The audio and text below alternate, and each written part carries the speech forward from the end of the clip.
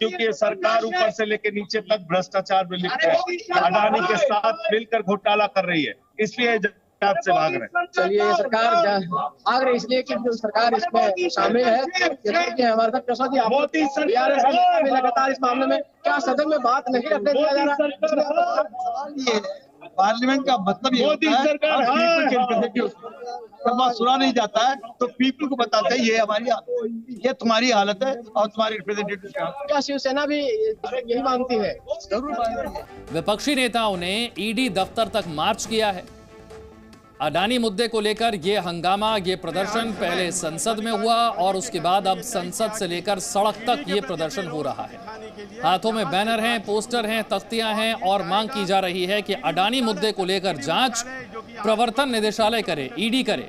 केंद्र सरकार जांच एजेंसियों का गलत इस्तेमाल कर रही है। खासतौर से ईडी और सीबीआई पर आरोप लगाते हुए विपक्षी दलों का ये मार्च है। ईडी के दफ्तर तक मार्च कर रहा है विपक्ष और ईडी को जाकर कंप्लेन सौंपेगा, शिकायत दर्ज करवाएगा और मांग करेगा कि प्रवर्तन निदेशालय जो है वो अडानी पर लगे आरोपों की जांच करे। अभिषेक और जानकारी के साथ हमारे साथ है। अभिषेक, ये मार्च कहां तक पहुंचा है? बिल्कुल, देखिए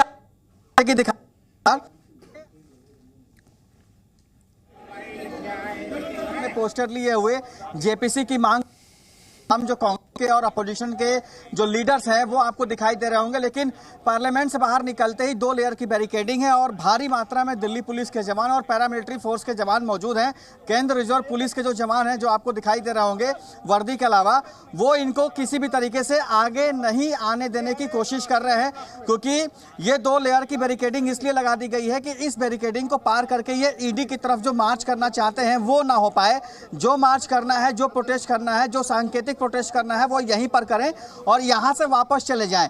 जो भी डीसीपी लेवल के अधिकारी होंगे वो इनको यहां पर समझाएंगे और समझाकर वापस पार्लियामेंट में जाने की बात करेंगे, चाहे वो राहुल गांधी हो या फिर जो कांग्रेस के प्रेसिडेंट है खड़गे, उनसे बातचीत करके वापस भेजने की कोशिश करेंगे।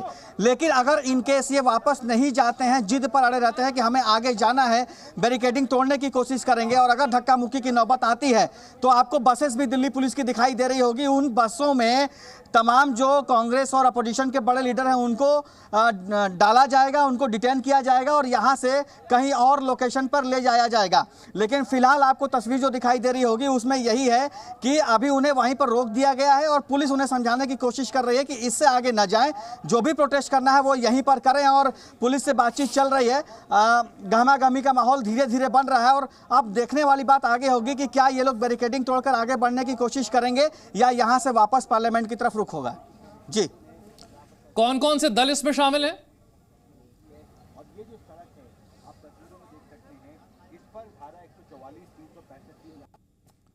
अभिषेक के पास एक बार फिर से चलेंगे। तस्वीरें आप देख रहे हैं किस तरह से 2 लेयर की बैरिकेडिंग की गई है।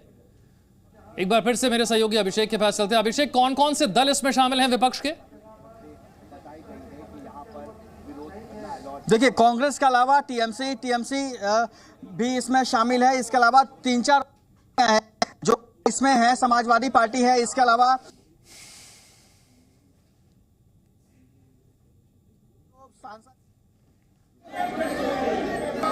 विपक्षी दलों का यह मार्च संसद से लेकर ईडी के दफ्तर तक, प्रवर्तन निदेशालय के दफ्तर जाकर शिकायत दर्ज करवाएगा विपक्ष और मांग करेगा कि अडानी को लेकर जो आरोप लगे हैं उन आरोपों की जांच की जाए। पहले संसद में इसे लेकर हंगामा हुआ। संसद में बजट सत्र का दूसरा चरण, जिसका आज 3रा दिन है और पिछले 3 दिनों से संसद की कार्यवाही सुचारू रूप से नहीं चल पा रही। वजह है अडानी के मुद्दे को लेकर विपक्ष हंगामा कर रहा है। ईडी और सीबीआई के दुरुपयोग को लेकर विपक्ष हंगामा कर रहा है और इसी मुद्दे को लेकर अब संसद के बाद सड़क तक यह संग्राम पहुंच गया है। अभिषेक मेरे सहयोगी एक बार फिर से जुड़ गए हैं। अभिषेक, इस वक्त की तस्वीर क्या है? यह मार्च कहां तक पहुंचा है? कौन कौन से नेता आपको नजर आ रहे हैं?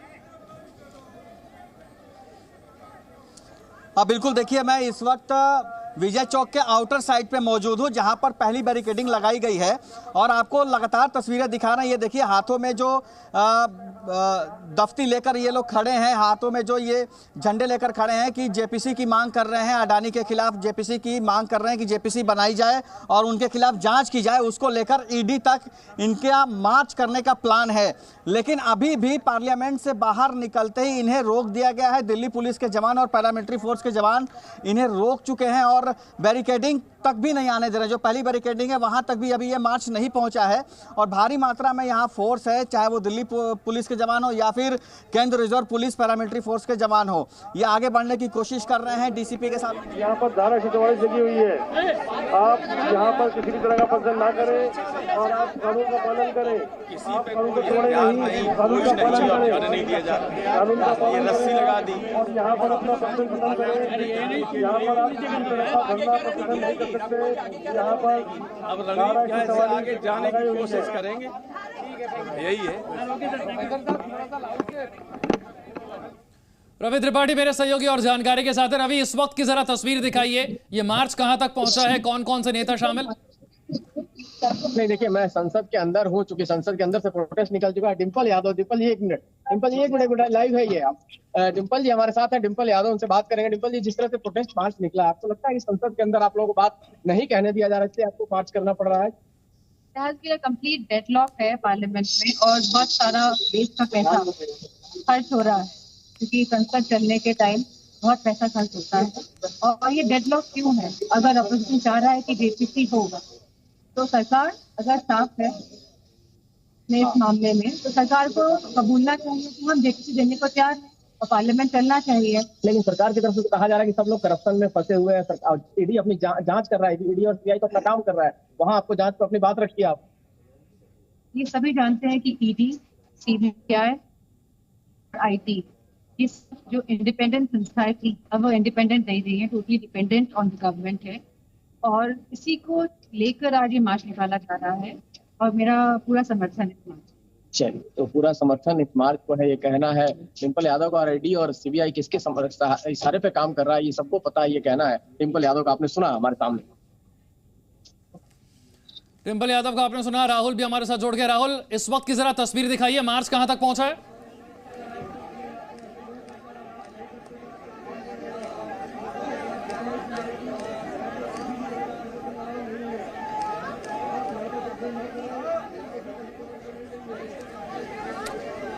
विपक्षी दलों का ये मार्च संसद से लेकर प्रवर्तन निदेशालय के दफ्तर तक आप देख रहे हैं। कांग्रेस समेत कई विपक्षी दल यहां पर शामिल हैं। मांग क्या की जा रही है समझ लीजिए। मांग ये है कि अडानी पर जो आरोप लगे हैं उसकी जांच प्रवर्तन निदेशालय करे।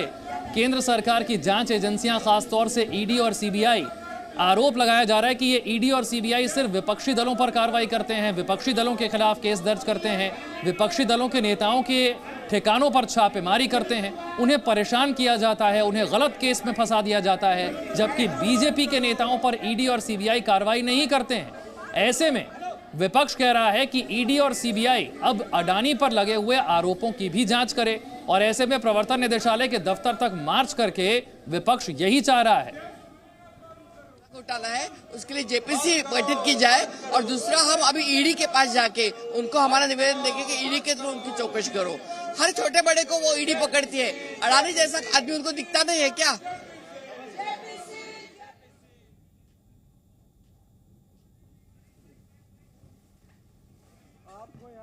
सत्ता में आए हैं, लोकतंत्र नहीं बचा है। अगर रूलिंग पार्टी में रह के आप घोटाले करते हैं तो आप वॉशिंग मशीन से धुले हुए हैं। अडानी घोटाला हुआ, हम जेपीसी की मांग कर रहे हैं। दूसरी तरफ सिर्फ डराने धमकाने के लिए आप सीबीआई, ईडी और आईटी के छापे विपक्ष को डराने धमकाने के लिए डाल रहे हैं। हम चाहते हैं, जेपीसी की मांग है कि जॉइंट पार्लियामेंट्री कमेटी बने, जो डिमांड ये मान नहीं रहे हैं और आज सत्ता पक्ष वाले ही हाउस को नहीं चलने देना चाह रहे हैं, जो लोकतंत्र के इतिहास का सबसे काला दिन है।